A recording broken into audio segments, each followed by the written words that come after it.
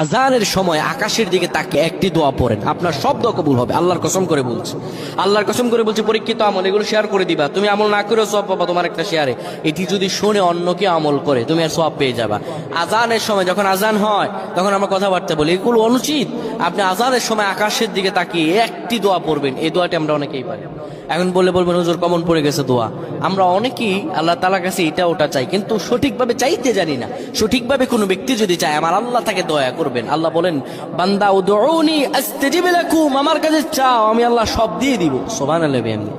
যখন আপনার আজান হয়, আজানের সময় আপনি আসমানের দিকে তাকান, তাকিয়ে আপনি বলুন, পড়তে থাকেন, আল্লাহুম্মা আনতা রাব্বি লা ইলাহা ইল্লা আনতা খলাকতানি ওয়া আনা আবদুকা ওয়া আনা আলা আহদিকা ওয়া ওয়া'দিকা মাসতাতা'তু আউযু বিকা মিন শাররি মা সানা'তু আবু'ু লাকা বিনি'মাতিকা আলাইয়া ওয়া আবু'ু বিযানবি ফাগফির লি ফাইন্নাহু লা ইয়াগফিরুয যুনুবা ইল্লা আনতা।